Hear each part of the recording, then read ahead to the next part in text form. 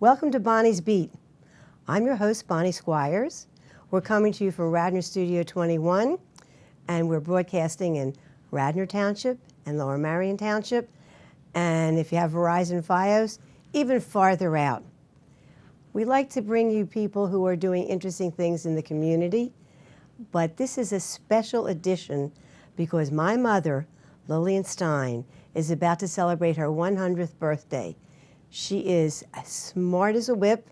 She plays canasta 3 or 4 times a week, keeps score in her head because her mind works faster than the women she plays cards with who are 15, 20 years younger than she is.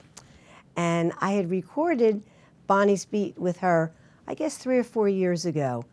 She still looks just as gorgeous. She's still just as smart. So I thought I'll rerun that show, but I'll put a new introduction on it. Her birthday is December 11th. We're giving her a big dinner party at the new tavern in Marion, and that will be on December 7th. So we're going to run this the week before so she can be home to watch it. And now we give you Lillian Stein about to celebrate her 100th birthday. Welcome to Bonnie's Beat. I'm your host, Bonnie Squires, and today I took a certain license because I'm the host and producer of Bonnie's Beat, and I invited my amazing 96-year-old mother, Lillian Stein, to be the guest on Bonnie's Beat. We're coming to you from Radnor Studio 21, and this is what a 96-year-old looks like today. I know it's hard for you to believe, and all of my friends say, we want to be like Lil when we grow up. And if you look at the necklaces that we're both wearing, these gorgeous necklaces, my mother makes them.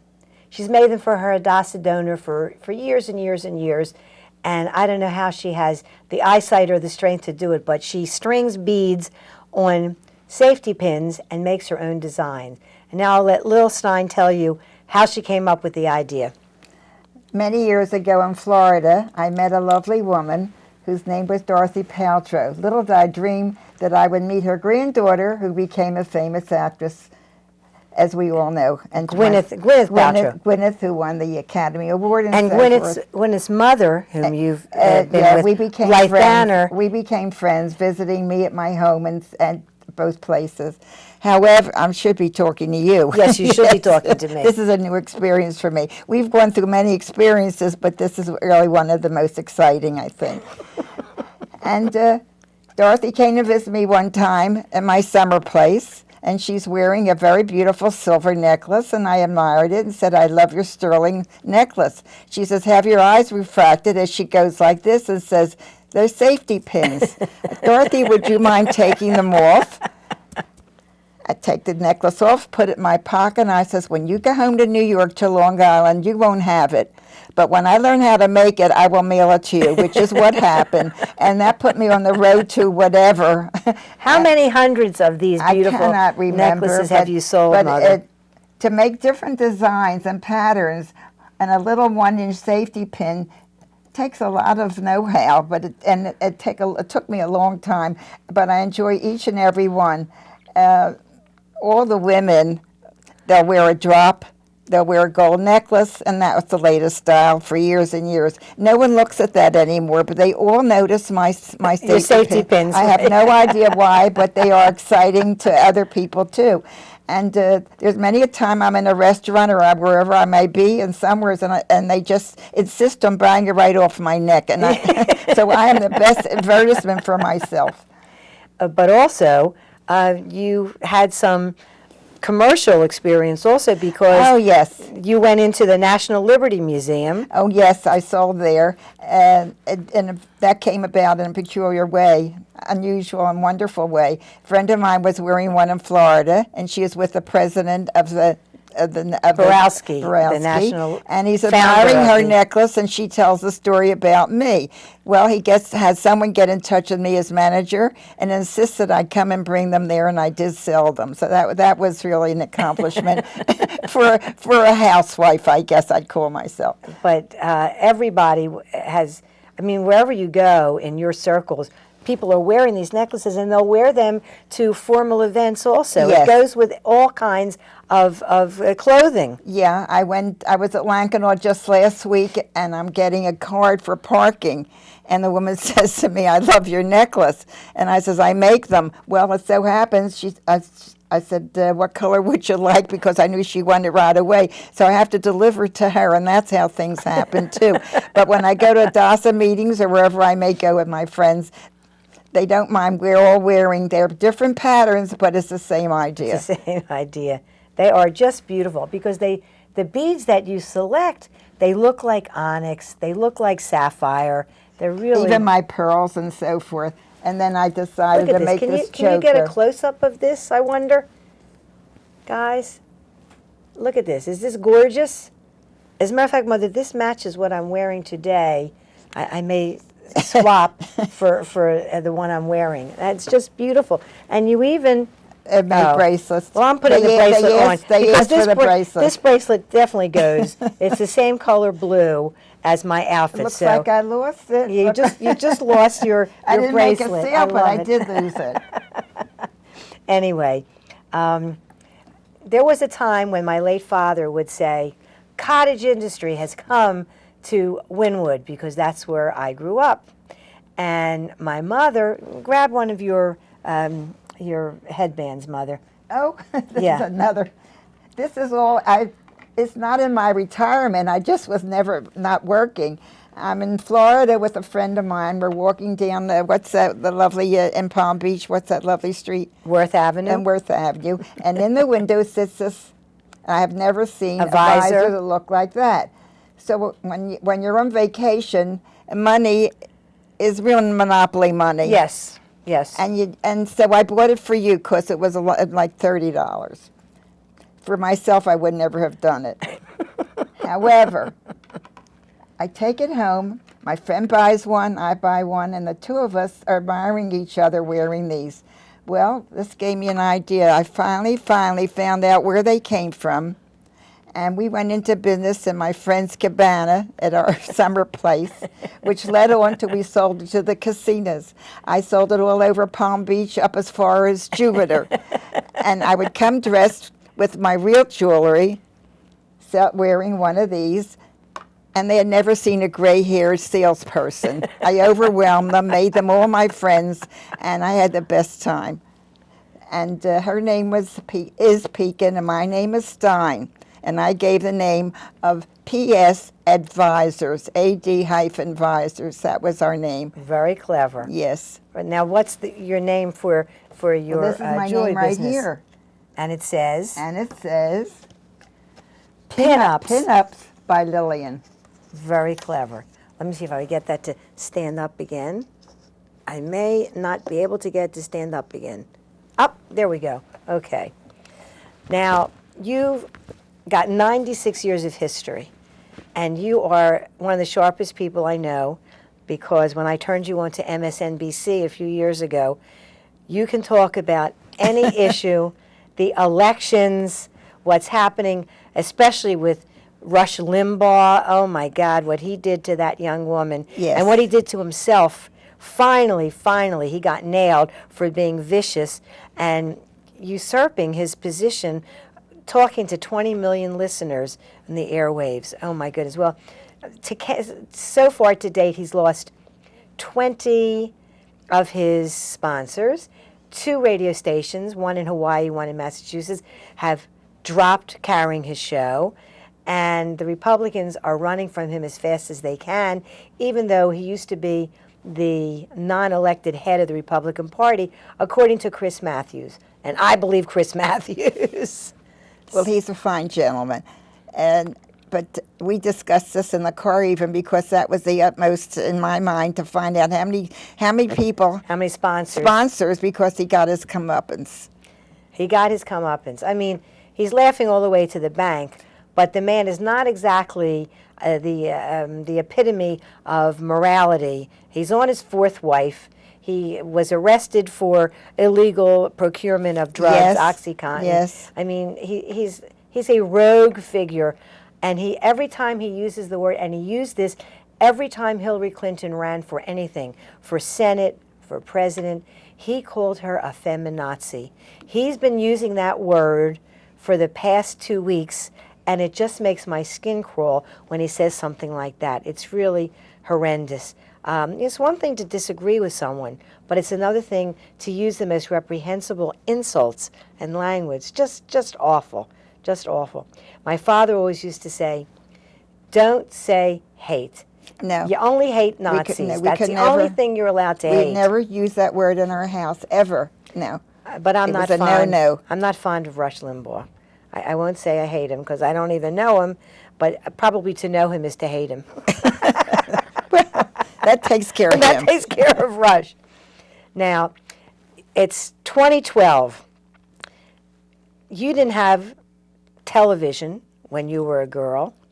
You didn't have television when you were a young adult, because I remember when we had the first television set on our Yes, we block. had the first in our neighborhood. In fact, they would come, I think, from the Rocky Mountains to come in. I mean, I went through big tin cans of pretzels and ice cream like we were a store, but it was wonderful. And the thing I remember the best was the basketball games at that time. And Ramar of the Jungle, my brother and I would watch. Yeah, It was but a series. Sid Caesar and all of that was the Right. first, and that they were the most wonderful comedic people there ever Milton were. Berle.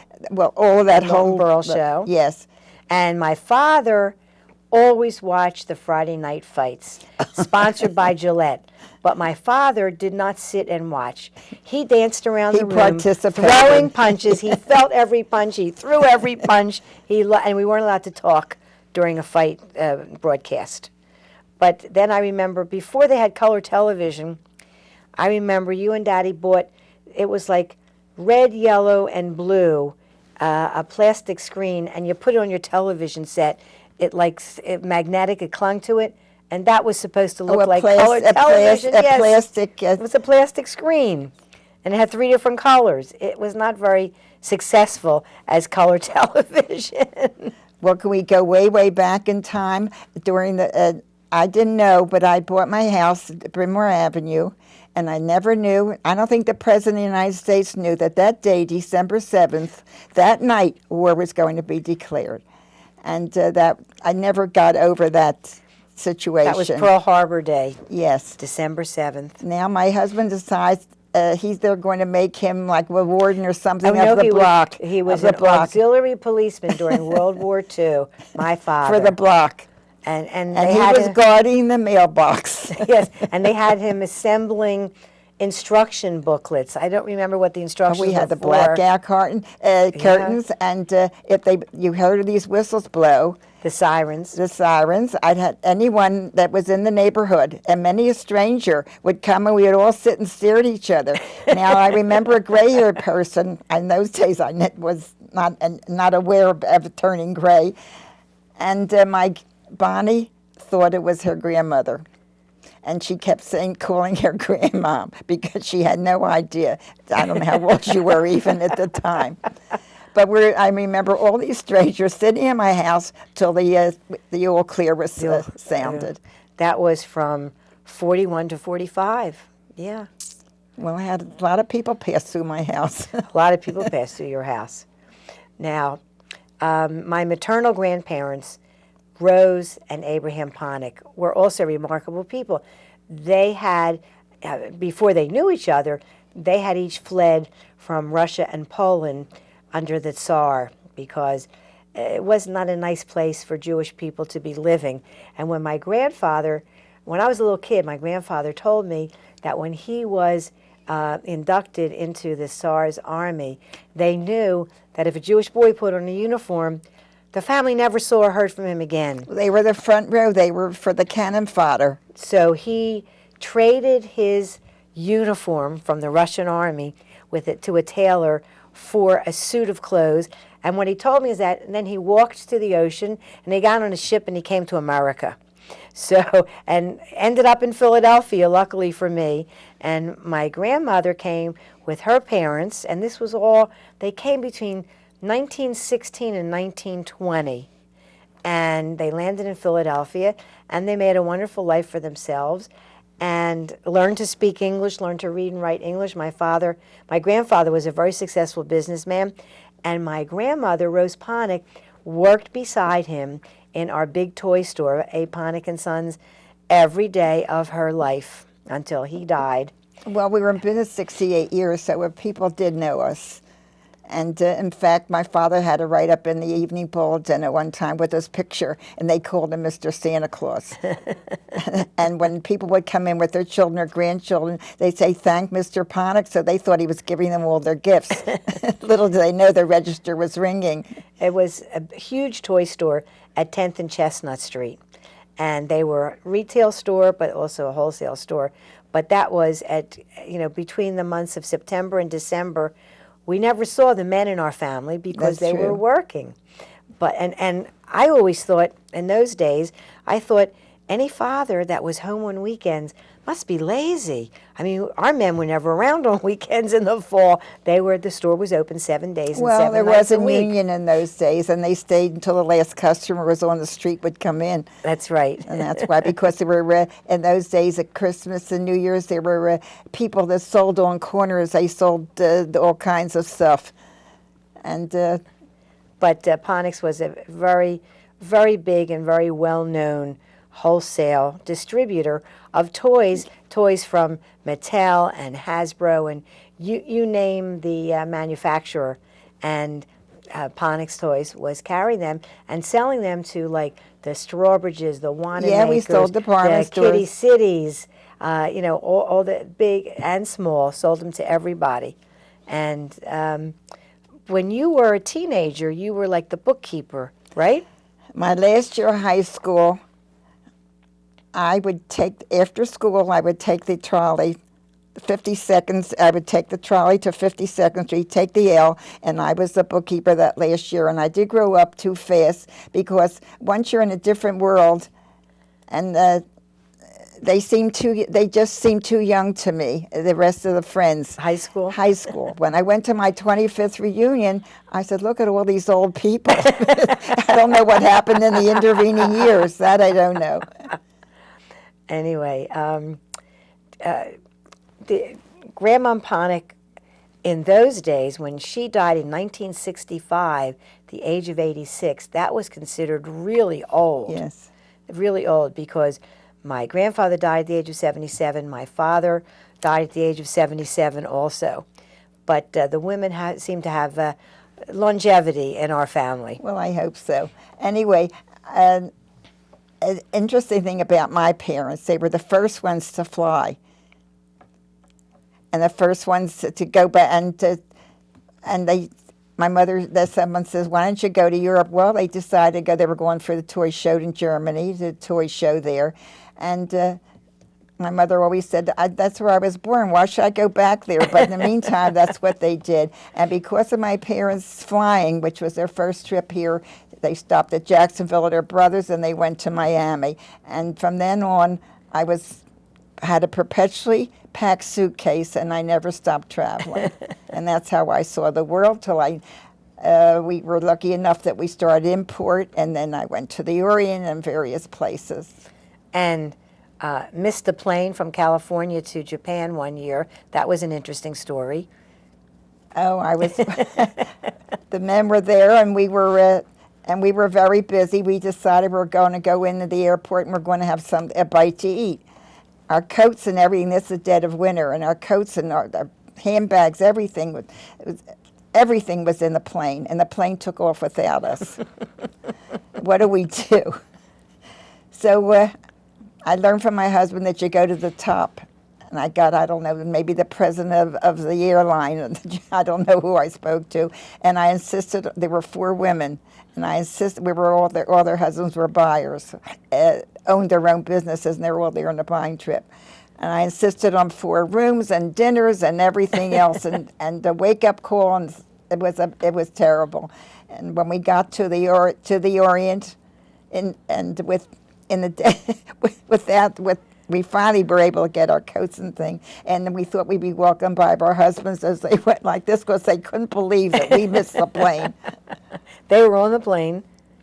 They're in Japan already. Yeah. They're there, Oh, yes. oh my goodness. Oh my goodness.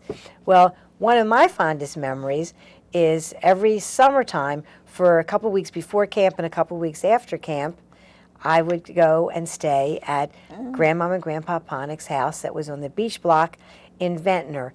But the women of the family would stay there for the whole summer, and the men would come in from work on Friday Yes. and leave again on Monday Yes. morning. Now, how did that house had so many bedrooms? There were 4 floors, and there were so many. It was your brother, Uncle Leon, and his family had 1 floor. Uncle Sam had a floor. You had a floor with Grandmom and Grandpa Ponick.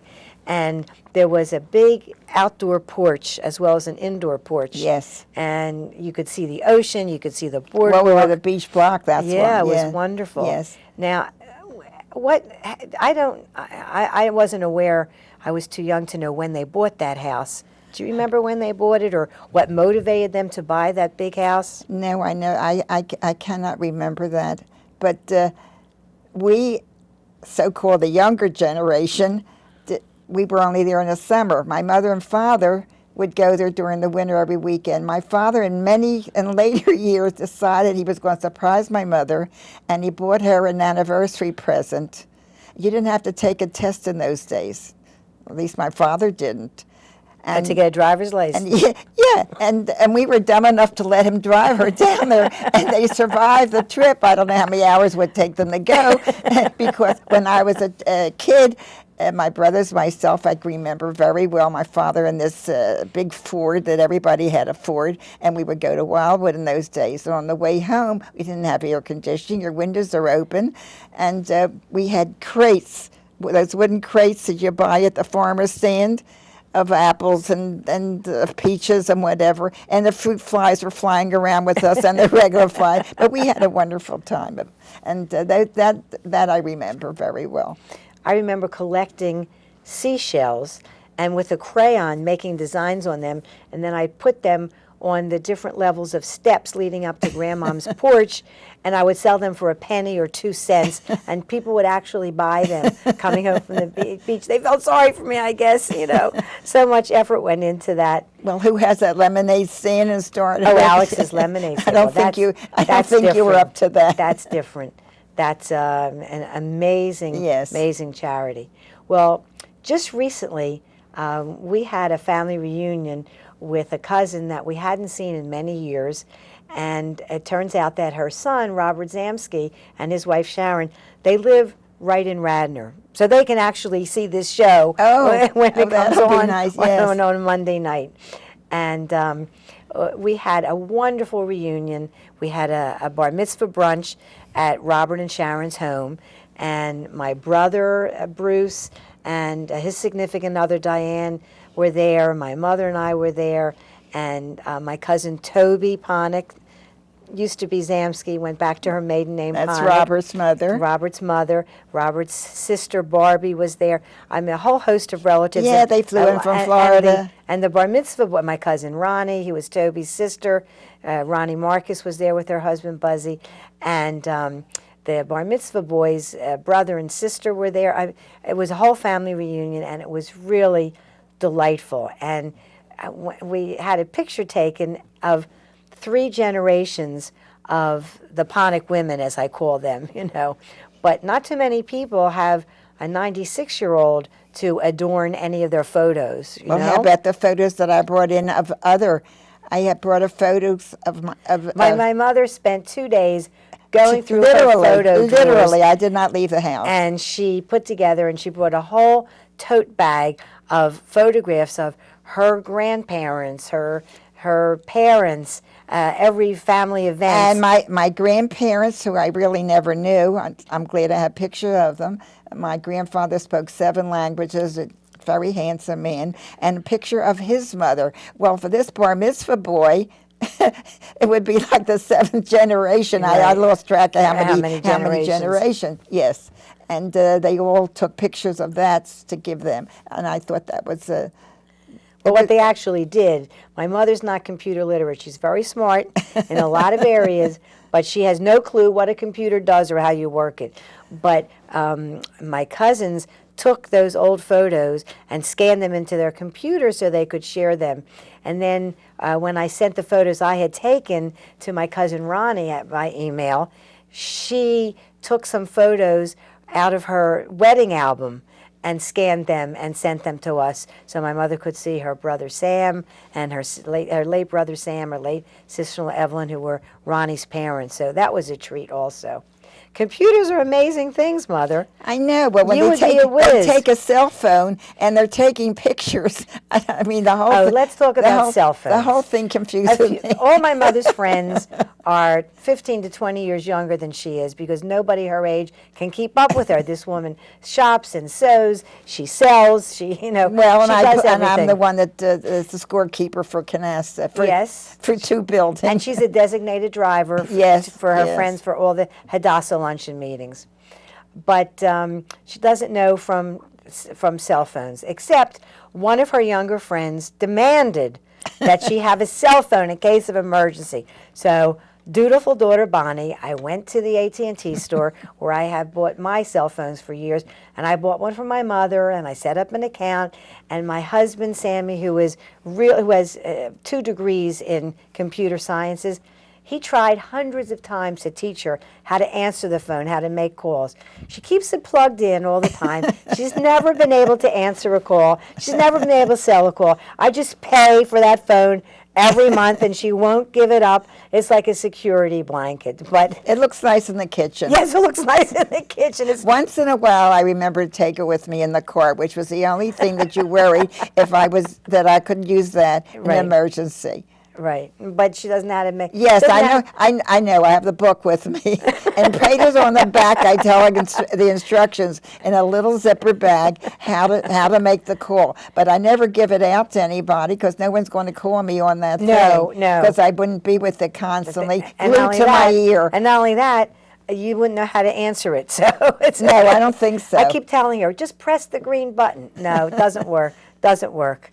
Anyway, what's the biggest change you've seen in your lifetime, if you can pick out one thing? In what area? Any area. Politics, arts and culture, automobiles, whatever. Oh, you're giving me a question out of left field. I mean, well, there was no script, Mother. We're just having a conversation. I know. Well, I was always very fashion conscious, and I have to laugh at how we are led. We're just like you lead the animals into the barn at night, and if they sold enough dresses that were knee length, they now make them up to here. When they're done with this, they'll go back to the mid calf, and that's how you have to throw out all your clothes. No, that's how you have to. My mother, when I was a teenager, she would measure. It had to be a certain number of inches. I mean, she was from the floor. From the floor. She followed the crowd. I never followed the crowd. Luckily, I remember when she would say to me, "When are you going to have some feminine wiles and use makeup like Cousin Ronnie?" And I would say, "Never." I mean, I was my own person, luckily. I don't know how I had the strength to resist this amazing vital force over here, but there were times when I did, and I'm glad that I did. But the fashion thing, but that's because she could sew and make her own dresses. She made all the curtains in her house, upholstered, in my but house. this is all self-taught. I cannot follow rules in many ways, let's say. And if I could create it and do it and figure it out, then, and if it interested me. And knitting, she's a whiz at knitting. She also made the most gorgeous knit caps with brims. Most beautiful hats. There were fedora-style hats. And sold tons That was of also those. for Hadassah, and I even sold them. What's the farrier's name that I always went to in Ardmore? Oh, Galen. I sold them to Galen. That's right. Galen carried them. Yes. Her hats were amazing. When I was in there one day, I'm wearing it, and I had so many, one for every sweater or whatever, and they started a lot of conversation behind me, and I had no idea what, and I was getting a little self-conscious till they came over and they said, "Can I ask you, where did you get that hat?" And before I knew it, I said, I have an inner salesmanship, I think. And I said, you know, you can give one of these all year first. You can afford to do that. And that's how it started. So they bought them from you Yes. and gave them to people. Yes. They are stunning hats, and we see them. All my friends have them. They wear We see them. forever. Yeah, Forever. yeah, You can push and them in your sleeve and shape them any up. color, any combination. She would find the most exotic wools to. I would to try knit. to match their furs, the silver fox and the minx and the so forth. Yes, yes. But then any color you want in any color combination, she just, and my mother can carry a color for years in her head. If she wants to match, you know, a fabric for a chair to go with a pillow or vice versa, she wherever she is, she'll say, I don't need to take a swatch. Yes. that's it. And she brings it home, and it's absolutely perfect. And it's been a delight having my mother, Lillian Stein, on Bonnie's Beat. And we'll see you next time.